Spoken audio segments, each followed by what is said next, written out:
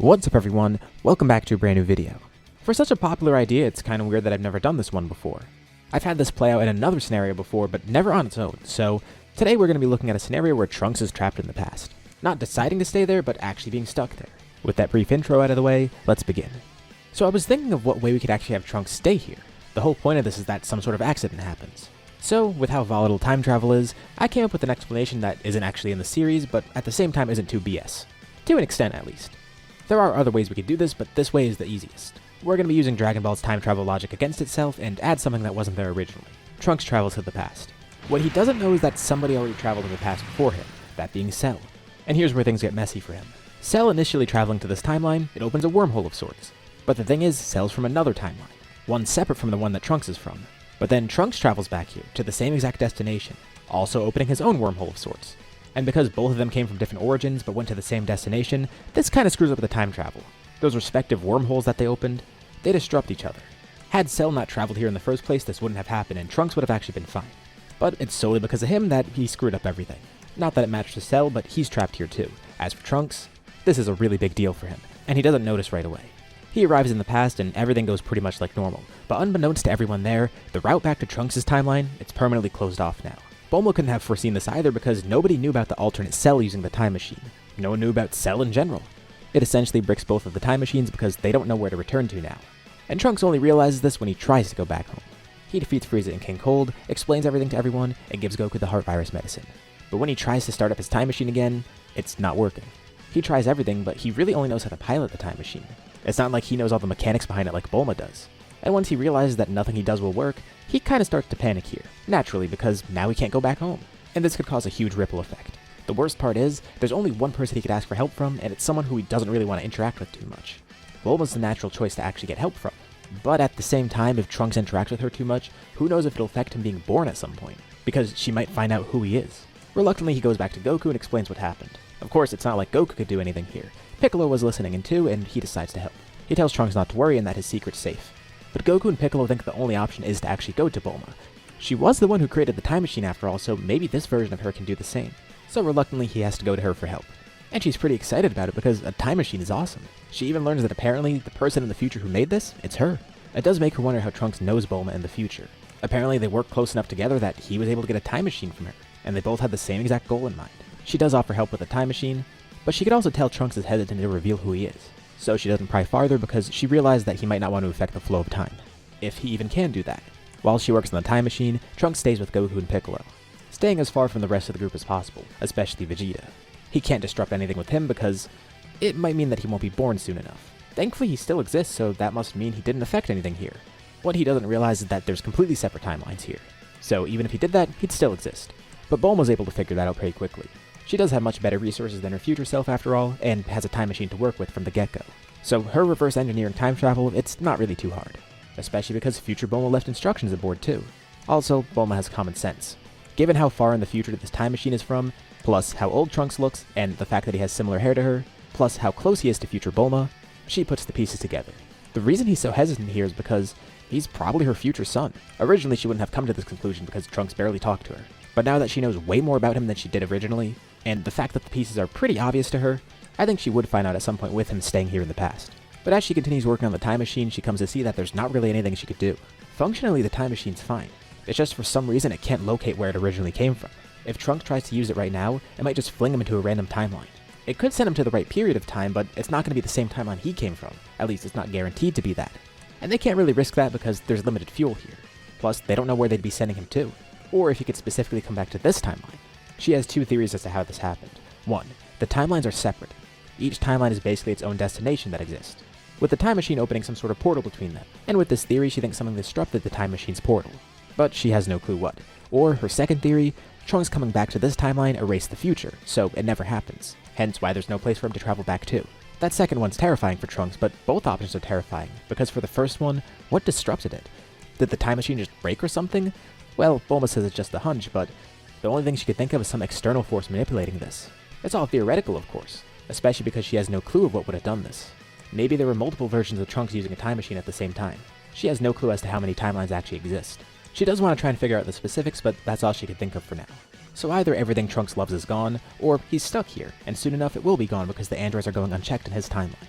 and Trunks is getting pretty desperate, but Piccolo has an idea. Asks Shenron. He might be able to actually figure out what's going on here. Thankfully, Shenron has just recharged because a lot of the recent wishes, that was from Porunga, so Trunks came just in time. They summon Shenron and Trunks asked to be sent home, but Shenron states that's beyond his power. Teleporting someone is an easy task for him, but Shenron explains that he has no knowledge of or access to the other timeline that Trunks is from. This limitation is actually pretty reasonable considering in Dragon Ball Super, he couldn't find a Super Dragon Ball in Universe 6. It was out of his range, so another timeline would probably be out of his range too. But this at least answers their theory for them. It proves that there's separate timelines. Trunks didn't destroy his future, he just moved into a different timeline. That means it should still exist, so maybe that other theory is true. Instead of that wish, he asked Shenron, does he know what disrupted that time travel? Shenron doesn't specifically know how, but about a year ago, another time machine did arrive on Earth. He doesn't know the history of it or where it's from, but he knows for a fact that someone appeared here that shouldn't have been here, in the same vehicle that Trunks was in. Again, Shenron can't get into specifics because he doesn't know the specifics. But for Trunks' wish, he could at least give him all the info he knows. The person who traveled here before, they're still in this timeline. It's a bio-android named Cell. Shenron even gives him the info about what he's like and where he is right now. And with that request for info being their wish, Shenron takes his leave. But this still leaves a lot more questions. That means there is another time machine and it disrupted the flow of time, and apparently an android used it. But Trunks never heard of an android called Cell, and how did an android use a time machine in the first place if he's here? There's only one time machine. Immediately, Goku, Trunks, Piccolo, and Bulma go out to find Cell. On the way, they theorize what might have happened. And Bulma does have an idea, but it's kind of grim. Remember when before she said there might have been another Trunks? She thinks that theory's true. There could have been another Trunks, another timeline somewhere else. And somehow, this android stole that time machine from that Trunks. They don't know anything about that alternate Trunks, or even if this theory's true. But maybe he was able to travel freely because he was unaffected. He was the only one traveling through time. But this time, there was Trunks and Cell. And with them both going to the same destination, that's what caused this. And that means that android, he might have killed that other version of Trunks. It's a little confusing to them, but it makes sense, especially with the fact that the Cell guy is apparently an android. But it's good because they at least have the info about him. They wouldn't have known about Cell before. Why has he been here for a year remaining dormant? Why did he time travel here in the first place? They know about Cell early and where he is, but they know nothing about him. Thanks to Shenron, they find exactly where his time machine is. And he's buried nearby underground. He's been here for about a year and they never even realized. And just seeing that alternate time machine angers Trunks. The theory from Bulma was probably right. Immediately he goes Super Saiyan, digging up the ground below him, ready to kill Cell. But Piccolo tells him to wait. Don't kill him right away. They still need to find out who he is and why he's here. Trunks digs Cell up from underground and he's clearly not prepared yet. Not only is he not fully developed, but he doesn't expect to actually fight anyone here just now. He's weakened and isn't even full-sized yet. But he tries to power up and prepares to fight. And they can immediately sense that his power is pretty weird. It's like a mix of everybody that they know. Cell is also really confused here because he doesn't know how they found him and why Trunks is here of all people. Cell tries to fight back, but Goku powers up in the Super Saiyan, and there's Piccolo there too. It's a 3v1, with Cell incredibly weakened. Amidst the fight, Trunks brings up the fact that he came here to stop all the androids. But he didn't realize that there was another one here. And this catches Cell's attention. Did they by chance stop the other two androids here? Piccolo's about to say something, but catches himself. Cell seems concerned about this. So, he lies. Yeah, they already did kill the androids. Why? Was he here to find them for some reason? This was a good answer from Piccolo. If he said no, Cell would have had no reason to reveal why he's here. But by lying and saying that they actually defeated the androids, he's baiting Cell into giving more info. And Cell has a pretty surprised reaction, which tells Piccolo he was here for the androids for some reason. So they push farther, and with some smart dialogue options, like this is a video game for him, Piccolo's able to get Cell to reveal why he's here. He killed Trunks in a future timeline. In that timeline, Trunks actually defeated the androids. He already had traveled to the past and then came back here. So Cell killed him, stole his time machine, and came here to get the androids in this timeline. But it seems they're already dead here too. And it's not like he can go back to his timeline either because there's no androids there. The whole reason he was trying to get them was to become perfect. But that leaves him desperate. No androids here, no androids in the future, and apparently he can't even go back to the future if he wanted to. He tries everything he can to fight them, but he's at a huge disadvantage here, and the three of them are able to kill Cell. At least that gives him some info, and that was pretty smart of Piccolo to do that. That must mean there's a Cell in Trunks' timeline too, as well as this present one. They still don't have much info about him, but apparently he has to absorb the other two androids to become perfect, whatever that is. But Trunks is starting to realize what situation he's in. He's really stuck here. At least he helped out this timeline by warning them of the androids, the heart virus, and even finding out about Cell. But what can they actually do here now? Will he ever be able to get back home? And if he can get back home, will it be too late by then? Trunks thanks everyone for their help, especially Bulma. He goes off on his own with Piccolo, being secluded from everyone else so he can figure out what to do next. He still does want to kind of keep his distance from everyone. Even though he knows about the separate timelines by now, still, he doesn't want to screw up his chances of getting born in this timeline. At the very least, the group should be training for the androids regardless. They could have used Shenron to find the androids, but now they would have to wait a year to actually do that. Goku says it's fine though. He didn't really want to do that in the first place. It's better to let the androids come and actually just fight them as is. As time goes on, Vegeta tries to get to Trunks, but Trunks stays away. Vegeta's really suspicious of him. The fact that he's a Super Saiyan and as strong as he is, but Vegeta's never heard of him. None of it adds up. And why is he staying distant from everyone? Vegeta did get news that he's still trapped here in the past, but nobody really knows the specifics of anything, besides Goku, Piccolo, and Bulma, with Bulma still having the unconfirmed fact that Trunks might be her son. Only Goku and Piccolo know that for sure. At least until Gohan finds out, because one day, Goku, Piccolo, and Gohan are training together, with Trunks joining them too. If he's going to be stuck here, he should at least make some use of it, and try and give everyone pointers. At least he could finally see everybody. He never got to know Goku or Piccolo, but Gohan, that's someone he actually did know before. It would be nice to get to know him more, and that won't really screw up anything about his future. As more time passes, Vegeta eventually leaves Earth, going to train on his own for a bit, and Trunks is a bit worried because right now is about the point where he should be conceived. Not that he really wants to think about that, but he does wonder if that happened. Especially now with Vegeta leaving Earth, he wonders if he screwed up his chances of being born in this timeline. Also, Trunks notices some early signs of Goku's heart virus, and he makes sure Goku takes the medicine early on. But him training with the other three has actually really helped their growth. He's grown a bunch himself too, and of course amidst this entire time he's been trying to figure out ways back, with Bulma trying to do anything she can, but nothing works. It's really interesting for Trunks to actually train Gohan here. He's interested to see this Gohan's growth, and it's nice for the shoe to be on the other foot. Gohan did so much for him in the future, and now he could pay that forward to this Gohan. Which is also another reason he trusts Gohan with his identity. Over these 3 years, Goku and Trunks grow a lot with Super Saiyan. Goku's trying to go beyond his current level of it, maybe try and master it somewhat. He's not really too sure what the next step is, but he knows he can figure it out. Eventually he will. Trunks is growing a lot with Super Saiyan as well. And Piccolo's grown closer with everyone, as well as growing a lot stronger with them too. Goku and Trunks also focus on trying to get Gohan to unlock Super Saiyan himself, with Gohan hearing a lot of stories about how his future self was. He does wonder when he'll be able to go Super Saiyan as well, but he's pretty motivated here and thinks he could do it soon enough. But still, this entire time, Trunks is worried. How could he not be? He's stuck here. He's not supposed to be here. What's happening in his timeline? What's going on with Cell? When is he going to come back here if he ever does? Is there another one from another timeline that'll travel here? Or maybe the present version of Cell will wake up soon? And what about androids 17 and 18? What if anything has changed with them? Plus, is he going to even be born here? There's so many questions and worries in his mind. He does try to make the best of his situation, but he can't help but being anxious this entire time too. Especially as everyone gets closer to the end of the 3-year time skip. Thankfully, Trunks actually is born in the present timeline, which he comes to learn soon enough. And once he's born, it confirms to Bulma that, yeah, future Trunks is the future version of her son. It's not like she got together with Vegeta because of that. Trunks could have been her second or third kid, but at least she immediately knows to name this kid Trunks. Looks like she was destined to be together with Vegeta eventually, and this kinda confirms it for her. At least Trunks could breathe a sigh of relief for that. But still, the androids are arriving soon, and he really wonders how that's gonna go. The day finally arrives, with the androids showing up in a city. Of course, the group is prepared thanks to Trunks. There's still no Vegeta in sight. He had already left the planet to train out in space, and it seems like he's coming back soon enough. But for now, it seems like they do have enough people. They go around the city looking for the androids. One of the groups is Gohan, Trunks, and Piccolo. And after a few minutes of looking, they are able to come across one of the androids. At least, what seems to be one of the androids. Trunks doesn't realize it at first, until they watch the guy kill someone.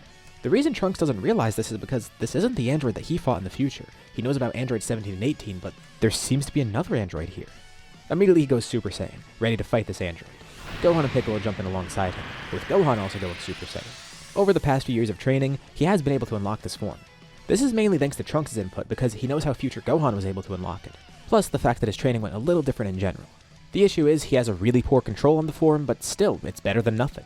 He and Trunks together are actually more than enough to take on Android 20, because Android 20 doesn't even know who Trunks is. So both of them are equally confused. Trunks has no idea who Android 20 is, and vice versa. Also, he's surprised to see Gohan and Piccolo that strong. Trunks asks where 17 and 18 are. He knows there's supposed to be 2 other androids. He's going to try to get as much info out of Jiro as possible, but amidst the battle, they knock off his hat and see an actual brain underneath there. Something is weird about this android. The other 2, they just seem like modified humans. This guy seems way less human than the other 2, at least in Trunks' eyes. 20 has no clue how he knows about 17 and 18 because they're not activated yet. He even lets this slip, asking Trunks how he knows. This at least puts Trunks at ease because, judging by this android's reaction, they haven't been activated yet. 20 tries his best to escape. He's going to activate them. But Trunks decides it's best to finish this off quickly, so he and Gohan kill Android 20 together. Meanwhile, on another side of the city, Goku's fighting Android 19. It's a pretty easy battle for him too. And right when he's about to finish Android 19 off, a blast comes in from above. It's Vegeta. Now also in Super Saiyan, he just returned. Looks like he got here a little bit late. He hopes there's still an android left to fight, but it seems like there isn't. It was just those 2. Alright, well, where's Trunks then? Because he has a score to settle with Trunks. The time traveler one specifically. Of course, by now he realizes who Trunks is. He still hasn't seen his version of Trunks. But it didn't take long for him to put 2 and 2 together because the pieces are right there. Trunks is close with Capsule Corp and Future Bulma somehow. He's at least part Saiyan. And while Vegeta hasn't seen him much, that's probably a tell that he didn't want to interact with Vegeta for some reason. At least now everyone's caught up to speed, and there's no need for Trunks to hide his identity anymore. But still, Vegeta's pretty pissed off. Everything's annoying to him, especially with the fact that Trunks has been avoiding him this entire time, even though Vegeta wanted to fight him. He never got to see his true power. And he does realize why Trunks avoided him, but still, they have a score to settle. Everyone regroups, and Trunks, Gohan, and Piccolo explain what they saw. That should be it, both the androids are defeated, but Trunks sees the remains of Android 19, and confirms to the others that Android 17 and 18 are still out there, although it seems like they haven't been activated yet. Goku mentions that the android he fought, he seemed to be completely robotic. As for the one Trunks and Gohan fought, he seemed to be somewhat human. He talked like a person, and he had a human brain. And the one they were fighting seemed to hint that he was going to activate the other two androids. Maybe he was the guy behind it all. Which is good because that means the androids aren't activated, but also at the same time it means they don't know where exactly they are because they had to kill Gero. And they don't know who Dr. Gero is, they just know Android 20. Maybe Bulma can help with that. But before they do any of that, Vegeta decides to have a fight with Trunks. Trunks says now's not the time. But Vegeta says it sounds like a perfect time to him. He just got back, they're both done with their training, and there's no androids to deal with right now. If the other two aren't activated, why worry? They need to settle this here. And at least from what Trunks knows about Vegeta, he's not going to calm down until he gets his fight, so reluctantly, he decides to fight Vegeta. And Vegeta says not to hold anything back. He's a Super Saiyan as well now, so there's no need for that. The two go far outside the city with everyone else watching. Piccolo and Krillin think this is kind of stupid. They should really just go and find the other androids. They don't really need to watch Vegeta lose a fight. They know Trunks is probably going to win here. Goku and Gohan stay back, but Yamcha, Tenshinhan, Krillin, and Piccolo leave. They're going to give Bulma all the info they have. Also, they're going to inspect whatever remains of Gero, trying to at least figure out his identity. Vegeta and Trunks both fight in Super Saiyan, at full power. Trunks still hasn't gone beyond Super Saiyan. None of them have. He and Goku were working on trying to go beyond it, but they still haven't unlocked it completely yet. Trunks has a way better control on Super Saiyan than Vegeta does. Mainly because he's had it for way longer, and he's been training with Goku for it, getting a lot of his knowledge too. Plus, Trunks is just physically stronger here. Vegeta has grown significantly, and it's not an easy battle for Trunks, but he is able to win here. Asking Vegeta if he's finally happy now. They're not going to fight again. They shouldn't be wasting time doing this. He's sure Vegeta at least knows by now who he is. And that explains why he never wanted to interact with Vegeta. He didn't want to mess up the chance of him being born here, mainly because he didn't know how that would affect him, even though they're separate timelines. But Vegeta says none of that matters now. He just wanted to test his power against his own. He's frustrated that he lost, but deep down, he's actually kind of happy because it's his own son that beat him. That shows that his version of Trunks can at least grow strong too. If he's losing to anyone, at least it's someone who's his own flesh and blood. Still proving his own superiority in a way.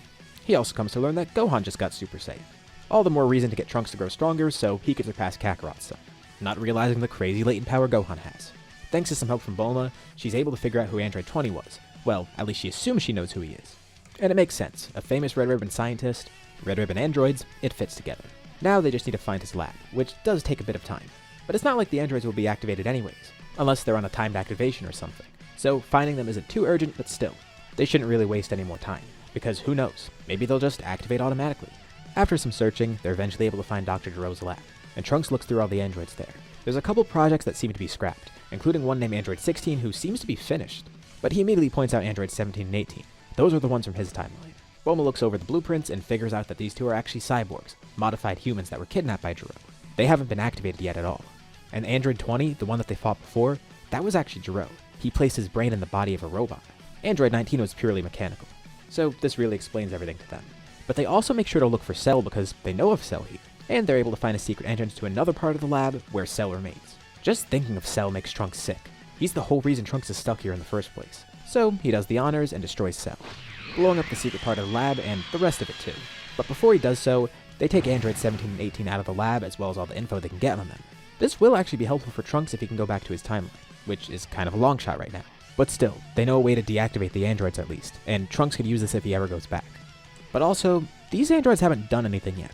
Trunks is still worried, especially because they're running rampant in his timeline. They destroyed all the other androids, but it doesn't feel right destroying these two because they're kind of innocent right now. They're victims of Gero. For all everyone knows, they could be completely different than the androids in Trunks' timeline. Things already did go differently. Look at the two other androids that showed up. And look at Cell too. These androids haven't done anything yet, and if they were activated, maybe they'd act differently. From Gero's notes, Bulma could see that they weren't necessarily the best at listening to Gero either. So she does the right thing and just reprograms them. Trunks is a little bit worried, but he goes along with it. He trusts Bulma's judgment. And she still is looking on a way to get Trunks back to his timeline. She has the time machine and all the info about it. They even have it fueled up, so if they want to send it somewhere, they can. The issue is, she can't figure out a surefire way to get Trunks back to his timeline. For all she knows, if she puts him aboard this time machine, she'll send Trunks to another timeline with no way back. It's the same exact concerns that were discussed in the last part. She doesn't know what would happen, Trunks doesn't know what would happen, and they don't necessarily want to take that risk, especially if it means Trunks might not be able to get back here. There's a slim chance he can go back to his timeline, but there's a greater chance he'll just get stuck somewhere, and then he'd have no way to get back to this specific timeline, which means he'd have to start over everything again because he'd be in a new timeline with new people who he's never met before. And that's if it even ends up working. They're trying everything they can here, but for the time being, the best option is just for Trunks to stay here, and things have gone fine with that. The androids are gone here, everything's been avoided. Goku's alive, he didn't get the heart virus. He might not be able to make it back to his timeline, maybe never, but he saved this one. Bulma says he should be proud to at least have saved them. He still has done something good, and as Bulma speaking, she feels like her future self would be happy about this too. She would know herself better than anyone. Trunks is still really frustrated about all of this because it's all Cell's fault. Without Cell, maybe this would have never happened. Him time traveling did all of this. But at the same time, Bulma's creation of the time machine in general caused all of this. They don't know how many other timelines exist. There's at least 3 others that they know of. The one Trunks came from, the one that Cell came from, and whatever timeline the Trunks and Cell's timeline travel to. There could be countless others, she doesn't know for sure. That's what happens when they mess with time. Her future self must have been really desperate, they didn't know what they were dealing with. Trunks also meets his current self by this time, and he asks how long Bulma's known about his identity. Well, she suspected it, but didn't realize it was Trunks until he was born. She didn't let his existence affect her because she didn't know who Trunks was for sure. But it looks like this was meant to happen with Vegeta anyways. Following everything with the androids, Trunks stays with Bulma, as well as his present self, with Vegeta eventually living with them too. It's kind of a weird arrangement because Vegeta and Bulma kind of have 2 kids now, even though they're the same person. Trunks is also an adult by now too, so he even gets a job at Capsule Corp and just adjusts to society here. It looks like he might be stuck here. It's a shame he won't get to go back to his timeline, and he won't get to see his version of Bulma. He still thinks about it every day. He would love to go back there. He wants to make everything right. He's still worried about everything. Maybe it's all gone already. Maybe the androids already destroyed everything. But maybe there's still hope. And he always has that little bit of hope with him. But he also can't help but think about the worst case scenario. He's comfortable and happy here, but he still wants to go back home. This isn't his true home, and Bulma could tell that Trunks feels like that. She wants to make him feel like he's welcome here, like this is his home. She honestly thinks he's not going to make it back to his timeline. It's not her being pessimistic, she's just being realistic. And it does mess with Trunks a bit. Also, they kind of had to come up with an explanation of who Trunks is because no one can explain who he is or where he came from. He just popped into existence one day. Some random guy working at Capsule Corp with the same name as Bulma's new kid, and also looking kind of similar to Bulma's new kid. Nobody knows what to think about it. They simply just refer to Trunks as a long-lost brother. Hence a similar appearance, the fact that Bulma's own kid is named after him, and eventually he meets Tights too, and she goes along with this. They just have to pretend Trunks is their younger brother. That's the easiest way to explain everything. But for all their friends, they at least know the truth behind it. And as present Trunks grows up too, he doesn't even find it that weird. And he gets told the truth eventually too, realizing that it's another version of him. He finds it kinda cool and just views future Trunks as an older brother. Goten's eventually born too. And of course, Trunks remains close with Gohan. Both Trunkses actually. One of the good things here is he gets to spend more time with Gohan. All that time that he lost due to Gohan dying in the future, he gets that back here. He gets to pay it forward. His best friend, his former master. He knows this isn't the same Gohan, but up to a certain point they did have the same upbringing. And he can see a lot of future Gohan within this Gohan too. He's especially happy that this Gohan gets to live out his dream and gets to have an actual life, not spending it constantly at war, and not having it cut short by the androids. We get to the end of the time skip and eventually to the World Tournament. We have the same exact roster for the tournament, including Android 18 as well. We'll say she still meets Krillin. Only difference is, Trunks is part of the tournament here. He's never been part of a tournament, and Goku's really excited to show him what a tournament's like. Trunks never had one of these in his timeline. He's heard about them, but none were held that he could take part in. So it sounds like it could be fun at first, until the tournament gets interrupted. We get to Gohan's fight with Kibito. By the way, we'll say all the same Saiyan stuff happens. Mr. Satan is still a world champ, but he's not revered as the same hero that he was in the main story because none of the stuff with Cell happened. Still, he's really famous, and so is Videl. Biggest difference is that Satan City is not Satan City. He's still a world-renowned martial artist though. Anyways, back to this fight. Gohan faces off against Kibito, and shows off Super Saiyan 2.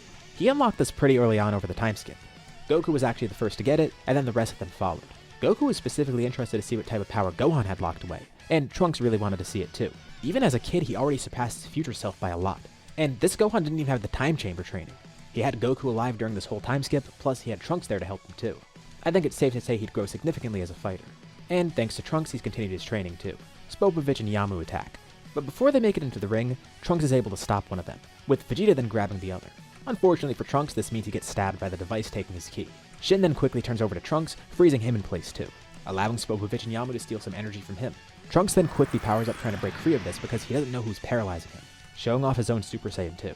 This is a double-edged sword. It helps him break free, but at the same time, it gives a little bit more energy to Spopovich and Yamu. Not a ton because he wasn't powered up completely, and it was only for a brief moment, but still. It also terrifies Spopovich and Yamu, so they leave immediately. Going back to Babidi. They weren't sure how much he has in comparison to Gohan, but still, this is a pretty good amount of energy they got. They just wish he wasn't in base for most of it. Of course, Babidi watches on from afar, seeing everything that happens at the tournament. Trunks seems to be a good target for energy. He wonders what he should do next, because whatever Spopovich and Yamu got, it's definitely not enough for Boo. They still have a ways to go before they could revive Boo. As everyone leaves the tournament, the Kais go more into detail about who Babidi is and what he's trying to do here. And now that they're with Trunks, they're trying to remember who he is because they don't exactly know anything about him. But then it hits Shin. He remembers. There was someone who messed with time, someone on Earth who isn't supposed to be here. They don't bring it up just at the moment, although it doesn't really sit right with Kibito. Mainly because they don't want to cause any problems and because Trunks could actually help out here. Having another strong fighter on their side would be great. He does seem pretty battle smart too. All of them do actually. Although it does make Shin wonder what caused him to be trapped here. It's dangerous to mess with technology that messes with time, and this is proof of that. It's punishment enough that he's stuck here. They arrive at Babidi's ship, watching Spopovich and Yamu die. They think they're covert, but of course they're noticed. Deborah is then sent out to fight them, immediately going to try and attack Kibito, but the second he's about to, Trunks hops in front of him and starts to fight Deborah on his own, powering up into Super Saiyan 2 to fend him off. Kibito definitely wouldn't have been able to react in time. So it's a good thing Trunks saved him. Already, he's making a pretty good impression on the Kais. Shin warns Trunks about what Deborah is capable of doing, and also says to try and make the fight quick. The quicker it is, the better, because Babidi's gonna get more energy the longer it goes on. Trunks says that's fine with him. He planned on doing that anyways. While he's fighting this guy, he tells them to go into the ship. So they all go ahead, starting to fight through Babidi's minions. And as Babidi watches them get closer and closer to him, he's pretty unsure of what to do now. They're making their way down here pretty quickly, and he did get some energy for Boo, but only about 30% because Trunks was suppressed when it got taken, and the fact that he broke free so quickly. It makes him realize Trunks would be a great target for getting more energy. But he's not in the ship at the moment. He's busy with Deborah, and that fight is really going in his favor. Babidi's gonna have to think outside the box. Why not try getting another minion? Surely someone here has some sort of evil in their heart that he could exploit. And he does have two targets who he tries this on. First, Piccolo, who's pretty susceptible due to never fusing with Kami. But at the same time, it's Piccolo. First of all, he has no reason to be tempted by the power, and he definitely would be able to resist this. When it happens, it sets off red flags for everyone else. But Piccolo makes it out fine. Vegeta's the next target. And the same thing pretty much happens with him. Goku's alive here, and he also has future Trunks in his life. I'd like to think he had plenty of opportunities to fight Goku. Plus, as we'll get into later, his life has a newfound purpose thanks to Trunks being there. Of course, there's present Trunks too. He basically has two sons, and with future Trunks being there, it really helps to jumpstart his development. More of a reason that he wouldn't let Babidi take over him here, resisting him as well. Trust me, I really did try and find a way to make the Buu saga happen here because of how often I usually don't go into it, but as I've also said before, a lot needs to go in Babidi's favor for it to actually happen. And in this scenario specifically, I'd have to either make someone act stupid, or oblivious to what Babidi's doing, or someone would have to get possessed, but I don't think that would happen here. Piccolo has no reason to, and Vegeta especially has no reason to. Plus, it's not like Deborah's fight's gonna give a lot of energy. Trunks would end it pretty quick. Trunks has an advantage in power, and he's pretty no-nonsense with that kind of stuff anyways. But I don't think anyone would get caught off guard by Babidi here either. Gohan's a more refined fighter, Trunks is Trunks, as we covered, and it would be hard to catch Goku or Vegeta off guard here. And even if he did catch someone off guard to steal their power, they have plenty of people around them to help. So, in short, Babidi's pretty screwed. But I was able to at least get something in its place that I think will be more enjoyable, and it doesn't require me to stretch things. And honestly, for what it's worth, if Buu were revived here, I think they'd actually defeat him as is, because Vegeta and Goku wouldn't be fighting each other, and besides Piccolo and Goku, everyone's stronger than normal anyways, because Piccolo hasn't fused and Goku hasn't been training in Otherworld. And they have Trunks as an extra fighter. It would be tough, but I feel their chances against Buu are much better here, and they'd probably find some sort of way to defeat him. Babidi desperately tries everything he can, and even tries to teleport away, which would be a problem if they didn't have the Kais there, because they could just Kai anywhere as well. Babidi even goes to the tournament to try and steal energy there, but he's caught. Thankfully no one actually sees it, but he's killed there, and Shin and Kibito take care of the rest. It's also great because they're back at the tournament, so this makes things better for them. They weren't gone for too long, and they can actually resume the tournament. So let's skip ahead a bit. All the way to the semifinals. The first match in the semifinals is Vegeta versus Trunks. Already a pretty insane match. Both are looking forward to this, especially Vegeta. The two immediately go all out in Super Saiyan 2, and Vegeta expects Trunks to use everything he's learned. He really wants to see how much he's grown over these past few years. Mainly because over that time skip, he's trained a lot with Vegeta. Of course, he has experience with Goku too. And however this goes, Vegeta would be pleased. Either Vegeta wins and gets to go to the finals, or Trunks beats him, and it proves that Vegeta's training has been working for Trunks. So Vegeta's pretty content going into this. Even if he loses here, he still wins in a way. Over the past few years, he's focused less on catching up to Goku, and more on building himself and Trunks up without a specific goal in mind. Same for present Trunks too. He can't be in this division of the tournament though, which kind of irks him because he wanted to fight his future self. We will be seeing more of him in the future parts too, but for now, He has to decide who to cheer for, his father or his future self. Probably his future self. In this battle, Vegeta's definitely the more experienced fighter, but Trunks is definitely going to be the stronger one. Vegeta's noted that he grows really quickly, probably due to him being a hybrid Saiyan. And because of the gap in experience, Vegeta can actually note some flaws in Trunks' performance, albeit small. It's also rare where Trunks is in a serious battle against an opponent like Vegeta, someone who's so quick to think and fights with such passion. Vegeta expects Trunks to treat this like a serious battle, as serious as Trunks can get without trying to kill his opponent. And Trunks does take it seriously, knowing Vegeta especially. But Vegeta also takes it as an opportunity to try and teach Trunks some more. Amidst the fight, he does exploit Trunks' shortcomings, but Trunks also tries to adapt to it, without Vegeta flat out telling him what's going wrong there. There are some moments where he points out a flaw in Trunks' abilities, with Trunks quickly correcting it, but Vegeta doesn't mean to give his opponent the edge. He's just so used to having a teaching role with Trunks that it slips out. But he's glad to see that Trunks is still growing. And he even taunts him at points too, saying his present self does better at some things, trying to get on his nerves and catch him off guard. There's some pretty unique ways he can insult Trunks here, but Trunks doesn't let it get under his skin, and Vegeta's glad that he can keep a cool head.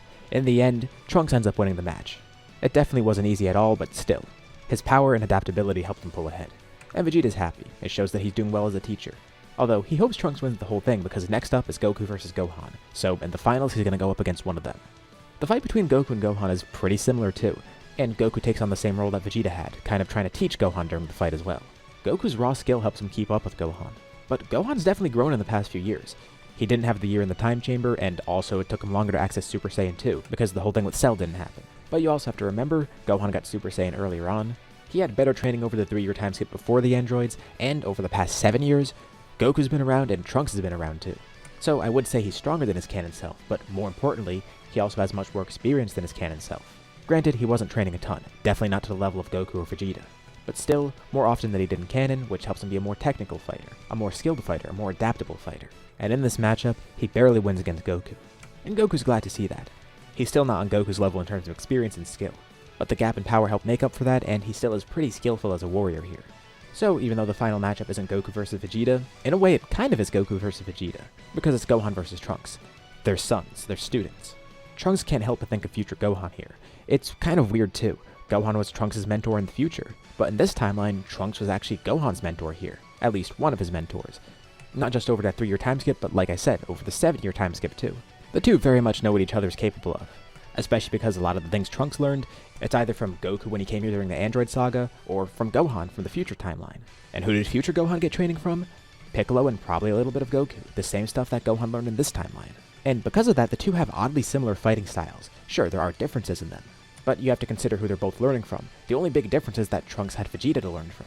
But really, a lot of the stuff he uses is the same stuff that Gohan knows. They share the same techniques, they share some of the same quirks in their fighting, the way they think and act during battle, everything. So, despite Gohan having less experience than Trunks and fighting for less time than Trunks too, first of all, I'd say his potential helps him stay in the same league here. He's a bit stronger than Trunks, and Trunks is more experienced than Gohan. But the match is much closer than either of the two beforehand, because despite Gohan having a little bit more power, the two fight very similar and Trunks can actually predict a lot of Gohan's moves. But vice versa too, Trunks' experience really helps him here. And Trunks kinda does what Vegeta did, taking on somewhat of a teacher role here, using some moments to help train Gohan too. Gohan also keeps Goku's teachings in mind. And the two are fighting really evenly. The gap in power is compensated by the gap in knowledge and technique, because Trunks also has like a decade extra of experience. That definitely would help here. And because of the fight being relatively even, it's also a really long fight. But it's also a huge spectacle too. Gohan even tries to make use of his rage here because he hasn't really tapped into that in a while. He's known it's always been there, and so have Goku and Piccolo. Piccolo watches on too, wondering if Gohan's gonna do anything with it. He hasn't seen that in so long. Not since they fought Frieza on Namek. But he's had a lot of trouble with that, and here he can't quite tap into it either. And the fight ends with the two of them punching each other midair. A massive shockwave is sent through the arena, with each of them being launched far outside the arena. And Goku then has a flashback to the 22nd World Tournament. This is the exact thing that happened there. The two knock each other out of the ring, trying not to hit the ground first, but Gohan hits the ground first. Trunks hits the ground next, but he's declared the winner, with Vegeta ecstatic over this, holding this over Goku's head too. And Vegeta's really happy because his sons won twice. Trunks defeated Goten in the junior division, and now Trunks defeated Gohan in this division. Goku's of course still happy though. Gohan did really well there, and he's proud. Plus, the fight was really close too. And besides, Goku never won his first tournament. It took him 3 times to win. Healers need to prepare Gohan for the next one if they end up going to it.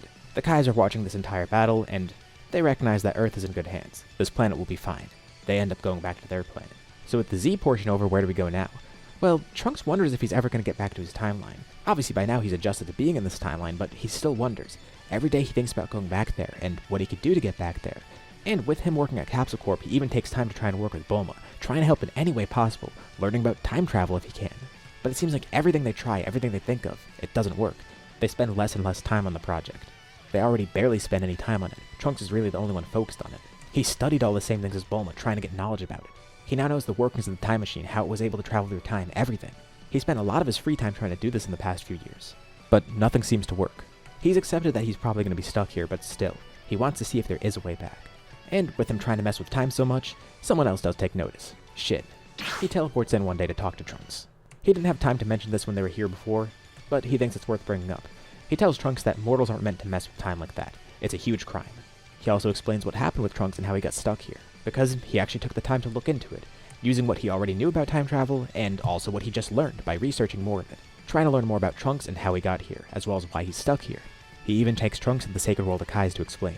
Any other god probably would have killed Trunks on the spot, but Shin said he's already faced the consequences by being stuck here, and not to mention he helped against Boo, so he's on Shin's good side. But he does let Trunks know how severely he messed up, and it's good things didn't go any farther. He even shows Trunks the time rings. The Kais are able to travel through time, but to wear this you have to be a Kai, and this only lets you travel to places that already exist. He explains how the time rings work and why there's multiple of them. It's because of Bulma and Trunks, as well as Cell. One of these time rings is actually the timeline Trunks is from, but he's not going to take Trunks there, because even if he went there, he probably wouldn't be stable there, and it might cause more issues bringing him back. The only way it wouldn't cause issues is if he were a Kai and wore the time ring, but that's not possible, he's not a Kai. And Trunks also learned exactly how he got stuck here, with Shin explaining the mechanics of that. But surprisingly, Trunks bows down in front of him, pleading with Shin. Is there any way he could become a Kai? Become an apprentice somehow, protect the timelines. That's all he wants to do. It's a noble cause. And Shin honestly considers it. He's curious of what Trunks is capable of. He could at least be an apprentice, but he's not one of the Kais. Usually the Kais are them, the core people like him and Kibito. It would be unprecedented for someone like Trunks to become a Kai, and it would take a lot of time to do so. But Trunks says he would do anything. He wants to grow stronger, but he also wants to go home. And he can correct his mistakes too as a Kai. This is his only way back, and Shin's left with a choice here. Should he let Trunks become an apprentice? And even if he does, should he let him travel through time like that? Trunks begins his training under Shin and Kibito.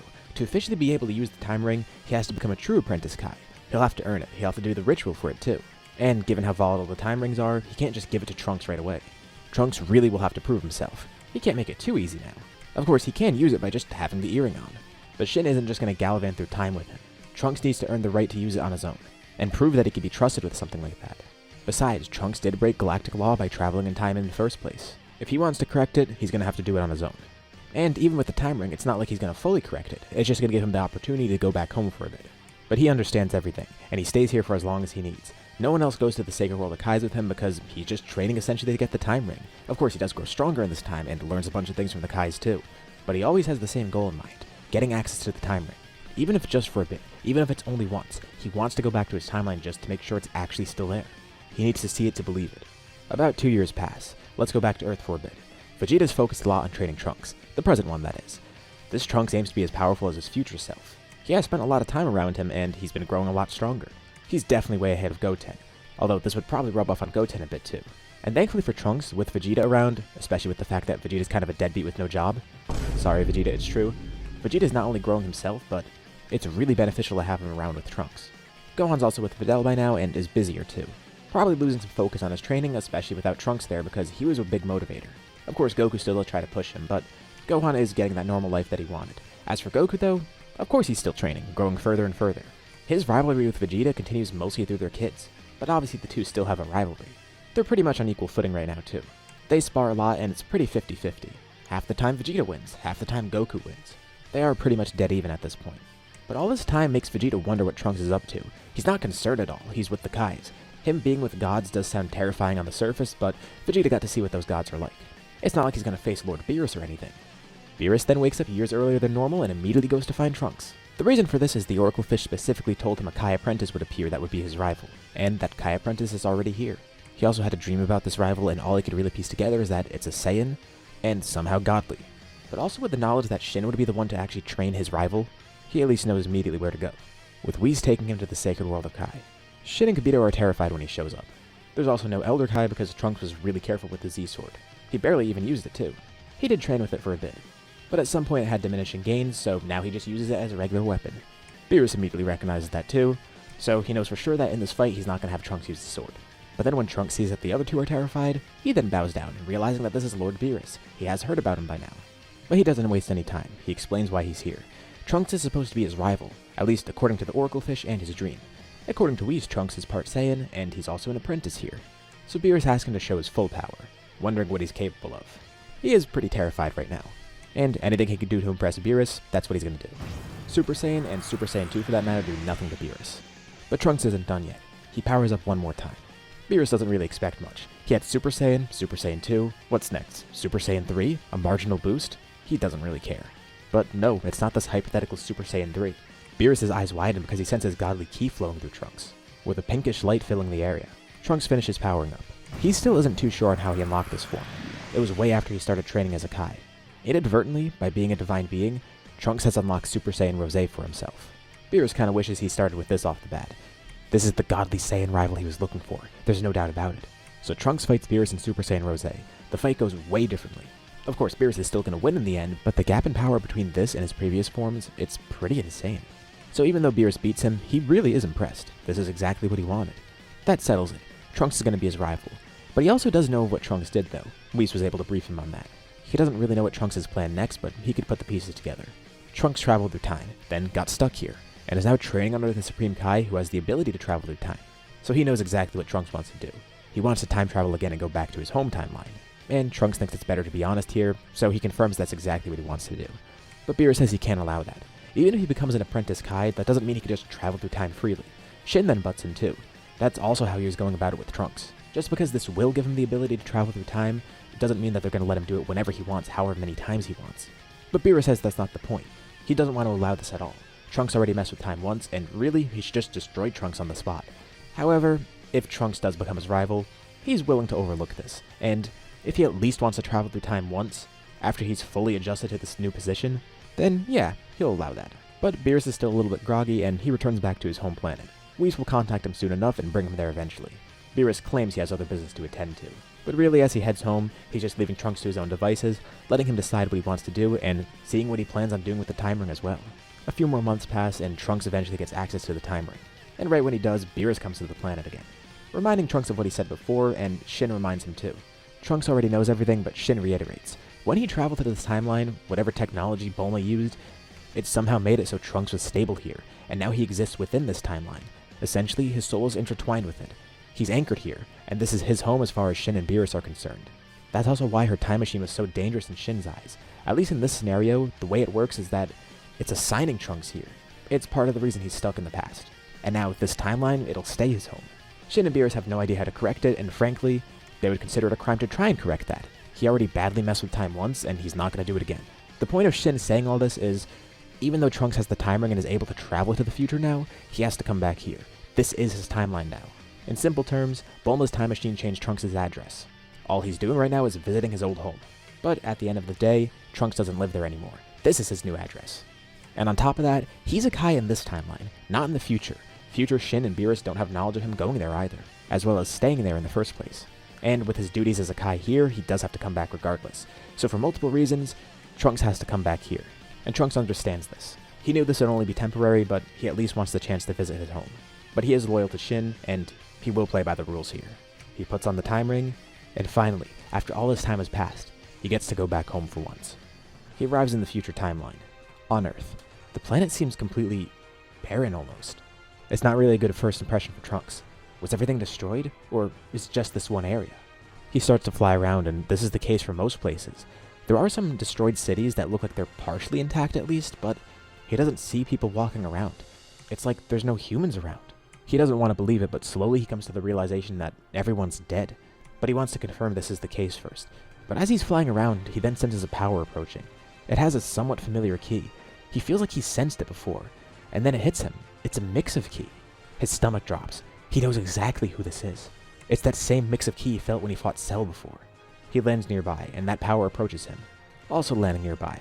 He doesn't immediately recognize who it is, but he remembers what Cell's purpose was. He wanted to become perfect, so this must be Cell in a different form. He achieved perfection. Cell says he's surprised to see Trunks. He only knew of him from the computer, and this is the first time he sees him face to face. Cell does wonder where he's been all this time. He would have been a great opponent, but Trunks completely ignores what Cell says. He asks if he's responsible for all this. All the destruction he's seeing. Oh yeah, about that. Well, the androids did most of that. After Trunks disappeared, the androids were left completely unchecked. Of course, Cell did help a little bit with it, especially when he fought the androids. Cell won. He likes to think he didn't cause as much destruction as the androids because he got bored of this planet pretty quickly. He's been flying around space aimlessly trying to find other opponents, because here, he didn't really find many people. But to answer Trunks, yeah, part of this was due to him. Not like he could do anything about it now anyways. Cell is perfect, and he doesn't know how powerful Trunks is, but it probably won't be enough to contend with him. Still, he assumes a battle stance and gets ready for a good battle. Trunks feels an intense rage that he hasn't felt in a while. It's almost deafening. He completely tunes Cell out. Cell was the reason he got trapped in the past in the first place. Cell threatened everyone there, and now Cell threatened everyone here, destroying his home. He's directly allied with the androids too, regardless of if he fought them. He's still one of Dro's creations meant to destroy everything. And basically out of instinct, Trunks transformed into Rosé because of his rage. Rosé is boosted by this rage too. Cell's a bit taken aback because he can't sense the power of this form, but Trunks' aura is massive and the pressure from it alone can be felt. It feels like the entire planet's shaking. Cell's smug look turns into a look of nervousness. He slightly backs up, but the second he makes a movement, Trunks launches a single attack, completely eviscerating Cell, destroying every bit of him too. Trunks then closes his eyes, trying to calm down a bit, and he remembers one other thing he should do here. He tries to focus, and eventually locks in on something, teleporting to another side of the planet, finding Babidi's spaceship. Just like he guessed, Babidi's here too. He was probably going to use Cell for power. So, without a second thought, and without Babidi and Dabur even realizing what's happening, Trunks gets rid of them as well, then using his own powers to seal Boo's egg up. Even if everyone here is gone, he could at least save the planet itself, and do a good deed for the greater universe, getting rid of Cell and stopping Babidi and Dabura. Trunks then Kai-Kais to where his home once was, powering back down into base. And this is where it really hits him. Seeing this barren wasteland, everyone's gone, everything he worked for, there's nothing left.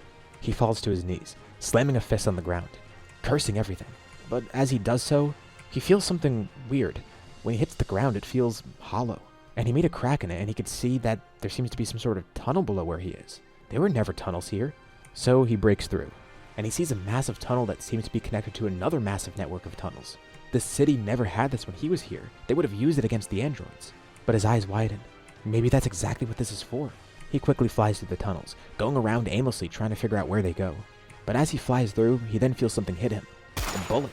Somebody shot him, and he turns to see someone standing in the corner terrified with a gun in hand. Trunks never thought he'd be so happy to get shot.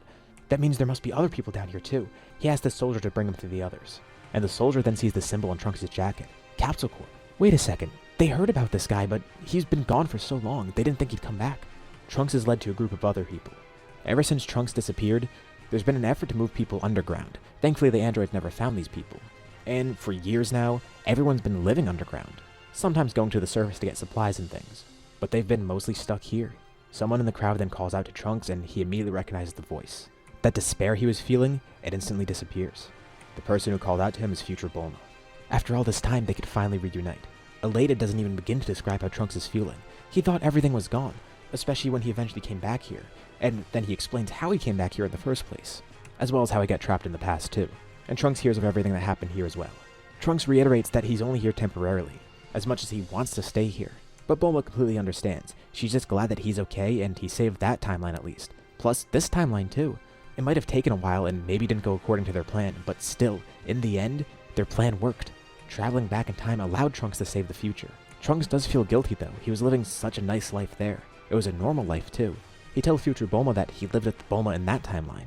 He got to meet Vegeta and Goku. He knows an alternate version of himself. He got to see Gohan again. While everyone was suffering here, he was just living a good life there. But Bulma says it's not his fault. They didn't really know the risk of time travel, and it was more so due to Cell. There's no point worrying about that anymore. Trunks saved both timelines, and their time travel worked. Trunks has been here a bit too long by now, and unfortunately he knows he has to go back to that other timeline. But he then pulls out a capsule and throws it down. It has a bunch of supplies for everyone here. He was hoping to meet people so he can give these supplies out. And even though it's going to take a while, they could finally rebuild. The androids are gone, Cell's gone. They wouldn't have even known about Boo either, and he's not going to be a threat anymore.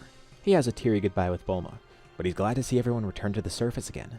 And as he prepares to go back to his timeline, it's almost like he feels a hand on his shoulder. He turns around expecting to see Gohan. Now that he's back here in this timeline, it's so strange not having him around. But he turns behind him and sees no one's there.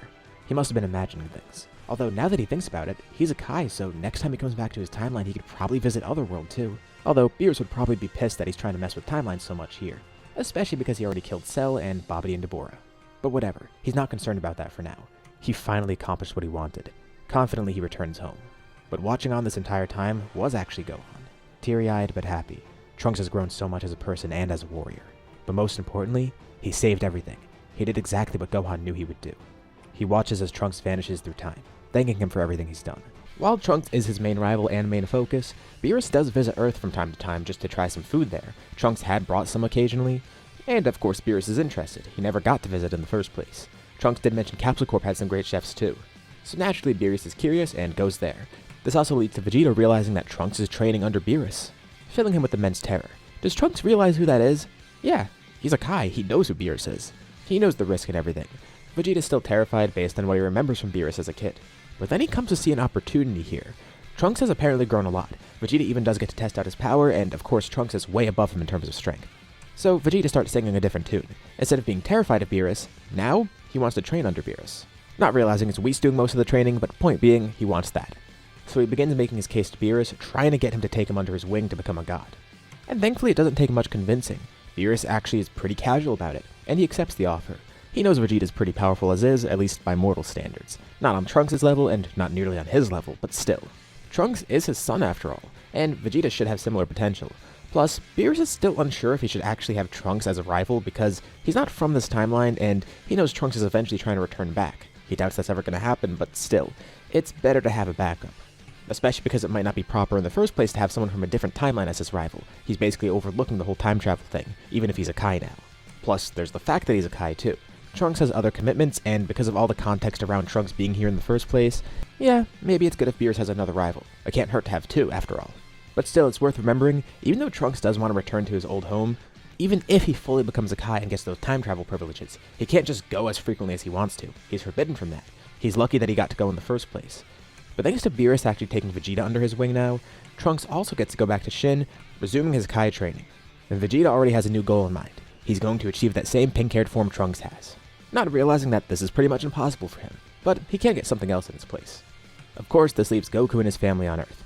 Goku doesn't even realize that Vegeta's left until Bulma eventually tells him. And he never actually got to meet Beerus. He just hears Vegeta's training under some god, and yeah, that's cool and all, but he knows King Kai. And from what he saw of the Supreme Kai, he wasn't really too strong. Not that he's underestimating what the gods could teach, but rather, he doesn't really care too much because he has that for himself, and he doesn't realize the scope of a god that Vegeta's working with. Interesting, but he doesn't feel like he needs to catch up. He should be fine. Especially because his own training is going well. He's working with Gohan and Goten more too. Eventually we do arrive to a point when Frieza gets revived, with everyone on Earth noticing that someone summoned Shenron. Frieza then eventually comes to Earth ready to get his revenge. This time he's met by pretty much the same crew. Although Goku's there, of course, with Gohan, and Goten as well, with Trunks coming along too. And Frieza doesn't realize it at first, but he looks over at Trunks and sees that that's the same guy who killed him. At least, he looks like that. Maybe it's the son of that guy who killed him. He still doesn't know who exactly killed him before, although he knows most of his anger is directed at Goku too. And he could clearly see that Goten's related to Goku. He had another kid? Also, where the hell's Vegeta? He would have loved to kill him as well. But if he can't now, then he'll do that later. The entire Frieza force is defeated, as Goku's the first one to actually face Frieza, telling him to get it over with and just go into his final form. Goku does note that Frieza's final form seems to be stronger than before, and of course Goku's weaker than normal Ki, without Godly Ki and that training that he got under Whis. But still, he was pretty constantly training, so even though he's falling behind a bit, even with Frieza being stronger, he just fights him in Super Saiyan instead of base, struggling with that and then going to Super Saiyan 2 and pretty easily winning. So, Frieza then shows off his new form, transforming into Golden Frieza. Now this is kind of an issue. Goku fully powers up into Super Saiyan 3. This is something he's been working with for a while, but he never really got a full control of. One thing he started to do with it is trying to switch into it, like he fights in Super Saiyan 2, but when he attacks he uses Super Saiyan 3. That at least mitigates some of the issues that come alongside it. But still, it's not like this is going to be enough to defeat Frieza. Thankfully, he has help. Gohan, Goten, and Trunks are all there too. Kid Trunks, of course. The four of them all fight Frieza together, and slowly Goku comes to see that Frieza's being worn down. He could easily kill all of them right now, but he's having fun, and that's really good. If they could stall him for a little bit longer, and then hit him with a surprise attack, they could win here. Collectively, he's stronger than all of them, but he's losing steam. And he does have a reason to be confident. He hasn't gone beyond Super Saiyan 3 at all, although he's definitely working on that. But the amount of time he spent with Super Saiyan 3 makes him pretty strong here. And there's also another factor that helps out here, and something that Frieza doesn't know. Goku's not the only one with Super Saiyan 3. Gohan and Goten have it as well, with Trunks on the cusp of it. Trunks is a little bummed out because he's been ahead of Goten for so long, and now Goten's able to pull ahead, mainly because Vegeta and future Trunks left Earth. So he's had to start training with Goten and Gohan more, having Goku as a teacher for a bit. And this is what they use to their advantage. Goku tries to wear Frieza out as much as possible, just waiting for him to lose more steam. And then he sees an opening. At the very last second, Goku, Gohan, and Goten transform into Super Saiyan 3, launching a Kamehameha with Trunks also getting involved. Frieza's guard is lowered and so is his stamina, and they are able to get one good shot in at him. The blast does deal a significant amount of damage, but he does survive it. If he took another one of those, he probably would have died. But still, he's alive and has the advantage. Plus, he knows to expect another one of those, so he decides to end this here. He lifts a finger up in the air, ready to just blow up the planet. But then he feels something stab through his chest. Looking down to see a sword piercing through it. He looks behind him and sees that same face from before, the Super Saiyan who killed him. Trunks then rapidly swings his sword, slicing Frieza the exact same way he did beforehand. The anger Frieza feels is unmeasurable, but it's not like he could do anything. He's cut into pieces, and killed by the same burning attack from before. For the second time in a row, his final vision is Trunks killing him. It's a good thing he was able to get here so quick, thanks to being able to teleport. He didn't want to intervene, but he was watching and was hoping that they'd be able to handle this themselves. He only came in because he wanted to be really sure that Earth was safe. And Goku thanks him for that. He would have loved to just finish Frieza himself, but still, it's better to have Trunks here and save the day. He didn't realize Frieza got that strong, especially in such a short period of time. It looks like Goku really needs to step up his training, and it makes him wonder exactly what Vegeta's up to. He's then filled in by Trunks, and instantly, he realizes he needs to go see Beerus. He didn't realize Beerus was that strong, nor did he realize Trunks had gotten that strong recently. Vegeta's probably so far ahead of him by now, so as soon as possible, Goku wants to go to Beerus. Here, we fast forward a bit. Vegeta eventually gets word of what happened on Earth, and he hears about Goku defending against Frieza. While he's glad he's finally way ahead of Kakarot, still, he's pretty pissed off that he didn't get the opportunity to kill Frieza. But Trunks did, so that's at least nice. Beerus hearing about this gets him a little bit interested in Goku too, because while Vegeta's stronger right now, Goku's current strength just as immortal is way higher than what Vegeta's was when Beerus first found him. And when Beerus eventually goes to Earth again, Goku offers him a bunch of great food, with Trunks telling him to do this. It should work out. And he's able to get a spot on Beerus' planet. That now leads us to the Universe 6 tournament, which eventually gets set up pretty much in the same way. Right off the bat, they already have a roster for Team Universe 7, and we'll list them off from strongest to weakest. At the top is Trunks.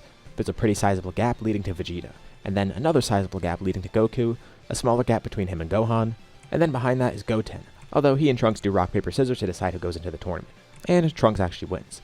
Trunks and Goten are pretty close in strength. Goten is technically the stronger one with Super Saiyan 3, but Trunks is also the more experienced one. All around, he's the better fighter. Not that it matters though, because neither of them would get the chance to fight. Goku goes up first, and he has pretty much the same performance as normal. He's starting off weaker, so it's a bit tougher for him, but still, not an issue. Eventually losing to Frost Poison. Vegeta's then the next one up, and he gladly defeats Frost. Going through his matches pretty much the same way up to Hit. Against Hit, he's able to showcase his newest power, Super Saiyan Blue. Weirdly enough, he's gotten two separate forms, Super Saiyan God and Super Saiyan Blue. It's really strange because Trunks just got Super Saiyan Rose. He never had to get a God form, and he never even trained under Beerus. He just got this, so they're not really too sure why that is. And by this point, Goku's close to getting Super Saiyan God. So once he unlocks his own God form, that'll really give him the answers. What they don't realize is that Trunks has the exclusive form. Super Saiyan Rose applies to him due to him being a Kai. That's just his divine version of Super Saiyan, essentially. Exactly how it worked for Goku Black in the anime. So even though Vegeta is excited to show off Super Saiyan Blue, and it does pretty well, he doesn't win against Hit. Trunks is up next, using Super Saiyan Rose against him. It is a pretty tough battle. Trunks is a great fighter, and he has a ton of great abilities here, especially after training with the Kais. He can't fight with his sword, but he's able to actually create weapons out of Ki now, which is really great. And he uses this a lot in battle to help him. Plus, he utilizes the Kai really quickly to just teleport around the ring, and basically pre-programs it. He doesn't find a way to counter Hit's time skip right away, so instead, he tries to predict what Hit's gonna do, and then just teleports away from that. So, while Hit does skip time, Trunks preemptively prepares to teleport around the ring, allowing him to at least instantly dodge the attacks. In terms of raw power, I'd say Trunks does overpower Hit here, but Hit definitely has a huge advantage in terms of skill. So it's a pretty tough fought battle, but Trunks is able to eventually take him out of the ring. The way he does this is by encasing Hit in Kachin, which he could easily break out of, but he didn't expect this right away. So it catches him off guard and keeps him in place for a bit, which is just enough time for Trunks to charge an attack and push him out of the ring. So, Universe 7 wins, Beerus makes the same wish, it's a happy ending. Plus, Vegeta actually got to train Kappa this time, which is also a plus for him. Kid Trunks is a little bummed he didn't get to fight, but Goten's pretty happy about that. He didn't miss out on anything here. Following this tournament, of course, Zamasu and Gowasu see this on GodTube. And this is going to lead to a very different series of events. So, Trunks obviously traveled through time. Other gods are hearing about him and realize that he's not supposed to be here. He's a mortal who messed with time. But despite this huge breach of galactic law, a lot of the other gods just really don't care. First of all, Zeno actually showed up at the tournament and said, yeah, he knows about Trunks, and he doesn't really care. Trunks is strong and that interests him. The match between him and Hit was really interesting. Normally he'd erase someone like that, if Trunks were boring. But he interests Zeno, so Zeno lets it slide. So because Zeno lets it slide, the other gods don't really care. Plus, Trunks has been doing a bunch of good things, and he's kind of been punished. He's stuck here in this timeline. And as discussed in the last part, while Trunks did break galactic law and travel through time, now he's basically assigned to this timeline, so he has to stay here. It's not like he has a choice of going back. So through a combination of things, a lot of the gods largely don't care. He's paid the price for it and has done good for his universe, and Zeno seems to overlook it. Except one person cares, Zamasu. He learns more of the story of Trunks, and it does anger him. Eventually he actually gets to meet Trunks too, during a time when Zamasu and Kibito are sparring. Kibito brings Trunks along. Shin too. Thankfully Trunks leaves a much better impression than Goku did. Trunks is very respectful. Also, he's actually a Kai here. Zamasu doesn't agree with that, he shouldn't really be a Kai. But seeing Trunks face to face kinda changes his mind. He's still angered, but Trunks is really respectful of gods and seems remorseful for traveling through time.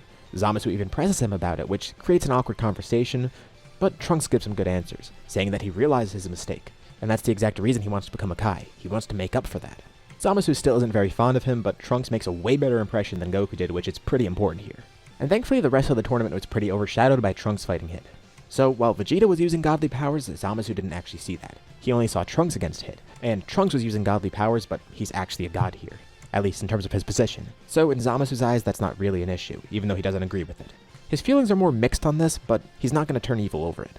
Still, his view on this is pretty volatile, but at least for now he has no reason to really act on it, thus sort of avoiding this arc. Zamasu still acts weird though. So I guess that leads us to another little time skip, going to the Tournament of Power. Zeno at the Universe 6 tournament said that he wanted to have another one of these eventually. So at some point another tournament is planned. This time it's going to be different though.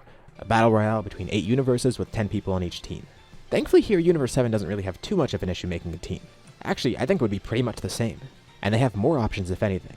Although we can swap some people around. Of course there's no Frieza here and he's just replaced by Trunks. I'd also say instead of Roshi we could have Kid Trunks. And since they're not as desperate to try and recruit everybody, Android 18's probably on the team, but since they don't really know Android 17, just to make it easier, they have Goten on the team instead. He's definitely not the most experienced fighter, but still way more experienced than normal. And also importantly, stronger than normal. Outside of those 3 replacements, everyone else on the team is the same. Every team arrives at the tournament. Pretty much right away, Trunks catches that someone in the stands is familiar.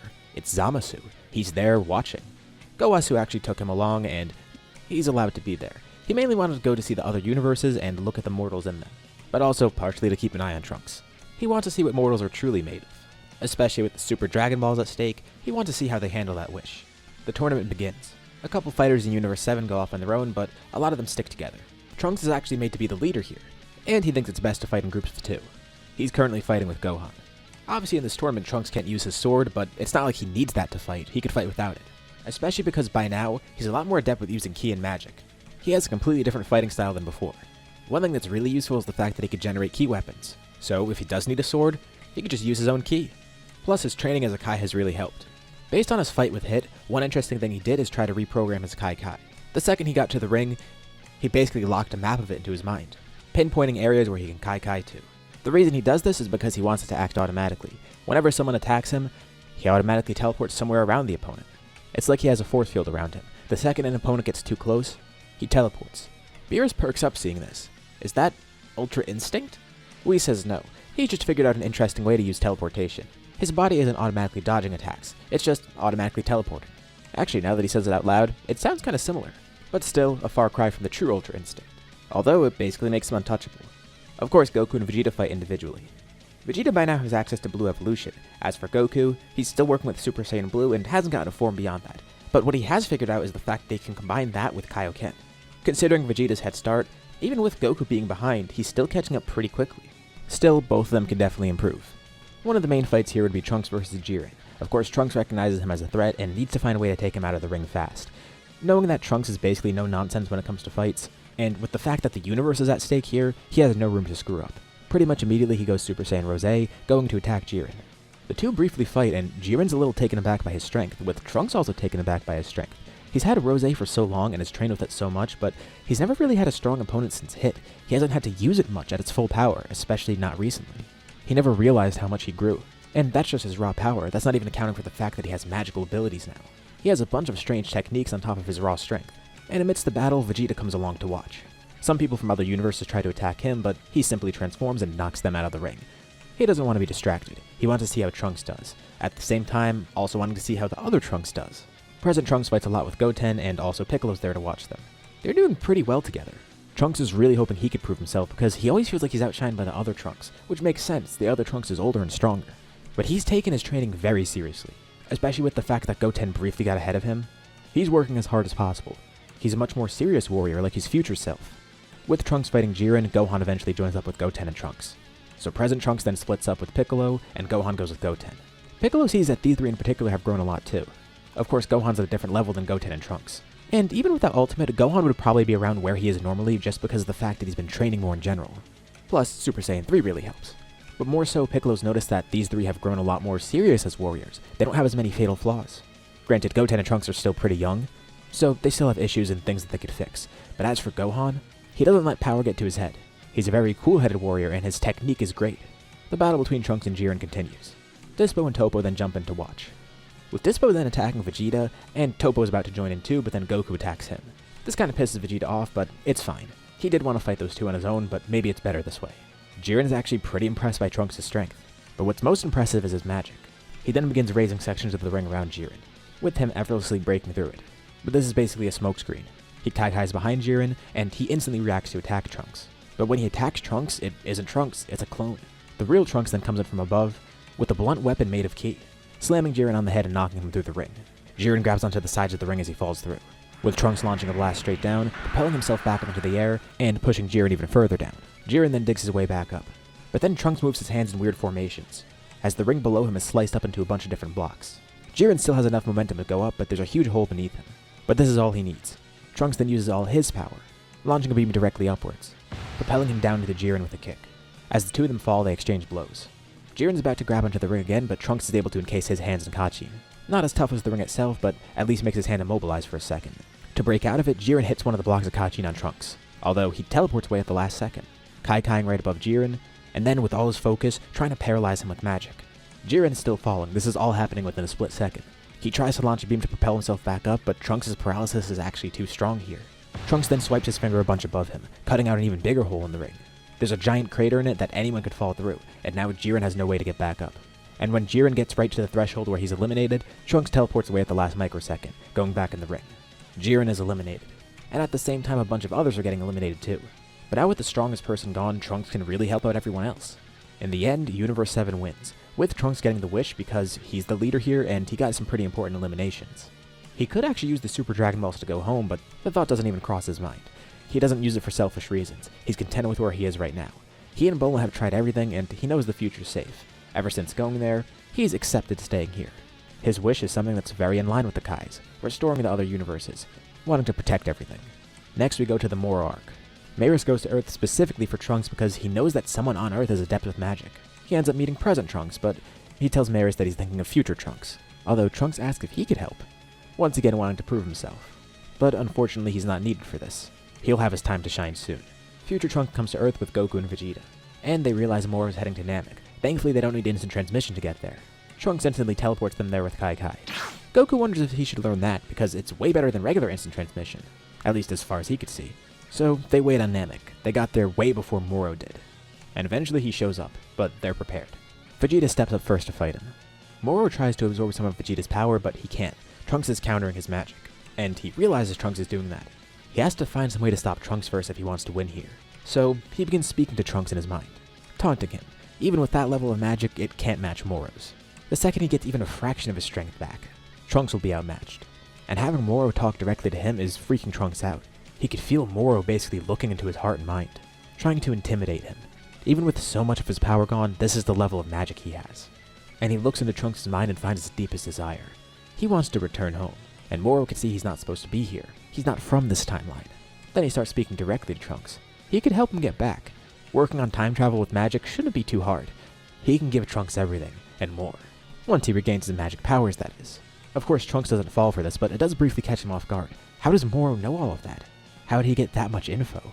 Briefly, this intimidation lets Moro fight back, absorbing some of Vegeta's energy, but Trunks quickly gets back into the fight. Not actually fighting, but just suppressing Moro's magic.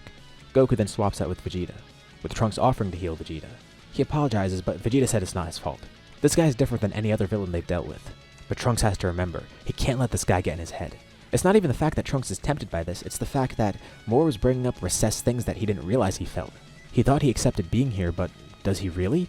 Moro made him second guess himself in that moment. And that's what caught him off guard. Vegeta then yelled out to Goku saying now it's his time to finish this. He just needed to talk to Trunks quick. No fair, Goku was having fun. But the two swap out and Vegeta finishes the fight. Trunks thought he's come to accept his new home, but deep down, does he still not feel happy here, even after all this time? Why can Moro see that, and more importantly, is it true? Trunks is left with these feelings, and doesn't really act on any of them. He continues working under Shin and Kibito, but still, this does stick with him. He needs to make a choice. We skip forward a bit, eventually going to Superhero because there's nothing with Granola, and obviously nothing with Broly. The Gammas are still created by Dr. Hedo. Gamma 2 is sent out to attack Piccolo, and Gamma 1 is sent to fight Trunks. Although he ends up fighting the wrong Trunks because obviously there's two of them. More than enough reason for Red Pharmaceuticals to see them as threats, because they have that data from future Trunks showing up and fighting Frieza and Cold.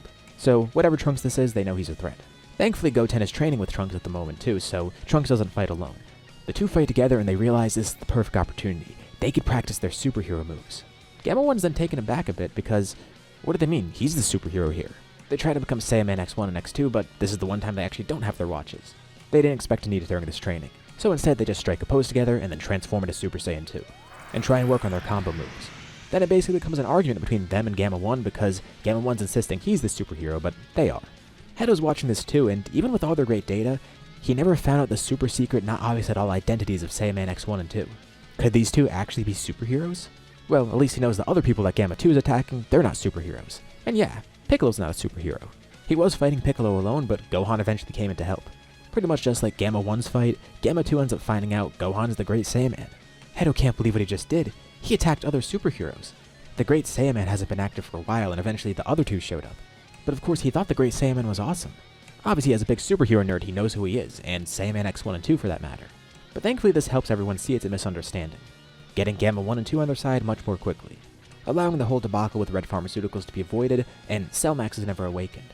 Goten and Trunks feel good about this. They got to stop a massive threat for once. Because a little later on, they figure out what they actually did help stop. This is because Hedo eventually gets a job at Capsule Corp with Gamma 1 and 2 becoming bodyguards there. He still needs funds somehow, but creating deadly androids should be good for his resume with Bulma, especially with all his cosmetics work too. So he lands a job there, and Goten and Trunks learn the true extent of what they stopped. Just an average day for Saiyaman X1 and X2. One day at Capsule Corp, Hedo stumbles upon some of Bulma's work on the time machine, and this is all amazing. He's never seen anything like this. He brings it to her and asks if she's still working on this, and she says they stopped a while ago. They never could find a breakthrough, and the only reason they were doing this was because of one specific person. Pretty nonchalantly telling Dr. Hedo about the whole fact that Trunks is a time traveler. Well, he does remember the fact that Trunks showed up out of nowhere thanks to Red Pharmaceuticals' data. Of course, he wasn't around then, and all the info he had is from Dr. Giro's surveillance back then. But they know Trunks just randomly showed up one day. So that explains it. The only reason she told him is because he's a scientific mind. He'd probably comprehend it pretty easily. And pretty much around the same time, Trunks decides to visit his timeline once more. He's had a few years to ruminate, and he has to really think deeply about what he wants. Should he be pursuing this again? He needs to make an important choice. After everything Shin and Kibito have done for him, as well as everyone in the present, should he really just go back home? But at the same time, that place is home. The whole reason he came here in the first place was to help that timeline. Plus, that's where he grew up, that's where he has loyalty to. He feels like he's betraying them by staying here. He has to balance the two things together. Because now he has loyalty to both timelines, ties to both of them. And it's all thanks to Moro bringing this repressed feeling back up. Trunks has come to realize he's not been okay with this. He knows what he has to do. He returns back to Earth one day, and he has an idea that might sound crazy, but it might work. He's going to study the powers of the Time Ring, and figure out if they could tie science and magic together. Before they went about it purely scientifically, but maybe Bulma's mind could work magic into it somehow, same with Trunks' knowledge of science by now. Of course this is new to her, but she, Trunks, and even Dr. Hedo work together now after Trunks meets him. This is the breakthrough that they need. They have an extra mind working on it, and Trunks' new knowledge about magic, as well as info about the Time Ring and the timelines. They have actual answers now that they could work with. It does take some more work, but they eventually do find a breakthrough. This is exactly what they needed. Combining magic and science, they could reassign Trunks to his old timeline and break through that dimensional issue that Cell created, fixing both of the issues that happened when Trunks came here. Essentially what Bulma's doing is making a mechanical version of the Time Ring, implemented into the time machine. This is a proper way of travel. And really, they shouldn't be doing this. But Shin knew this would come eventually. Trunks is very upfront about it and tells him, and says he unfortunately has to turn down the position as Kai here. But Shin's not upset. He knew Trunks wanted to get back to his timeline and just wanted Trunks to do it the right way. He can't really speak on this mechanical form of time travel, but it seems he's taken focus at doing it properly this time. And if this method of time travel actually reassigns him to that timeline, there's no issue with him staying there. Plus, he's grateful for Trunks protecting this timeline. He's paid his due. And he's long since learned his lesson, of course. Trunks bows down, thanking Shin for everything, especially for being so understanding about this. He officially is no longer a Kai, not in this timeline. The time machine is prepared and everyone is there to send Trunks off. It's been a great time here, but he still has to return home. Maybe it wouldn't hurt to visit every now and then, but he has to be careful with time travel. He's learned his lesson. He thanks them all for their help. Bulma, Vegeta, Goku, Piccolo, Trunks, Goten, all versions of people in this timeline that he's come to know. And even now, Dr. Hedo, who's been a great help. Bulma's been great to him and treating him basically as her own son. Same for Vegeta. And Gohan too, reminding him of everything he fought for. He's there to send Trunks off as well. Trunks may have briefly lost hope at points, but it was rekindled. Now he could return home. All these years he spent here, they've been amazing. But he knows his true feelings. And especially with all that work he put in, it was for a reason. He knew he wanted to go back home. That's why he became a Kai in the first place. He knew that in the long run he wasn't just going to be satisfied with visiting every now and then. The time machine departs and he waves goodbye. And he arrives back in his timeline, right at Capsule Corp. With future Bulma surprised to see him, and especially surprised to see the time machine. It worked. He did it. And he could feel it this time. This is right. He immediately goes to hug her. He's home. After all these years, finally, not only did he save this timeline and the past timeline, but he returned home. He fixed the issues caused by him and Cell. Even through the darkness he faced, hope persevered in the end. Trunks is back where he needs to be. And with that, we end off this scenario. What do you guys think about this story? Leave your thoughts in the comments below. I'd love to see what you think. As usual, be sure to drop a like and subscribe if you haven't already. It really helps out the channel and shows me you want to see more videos like this. Anyways, thanks for watching this scenario all the way through and supporting it, and I'll see you all in my next video.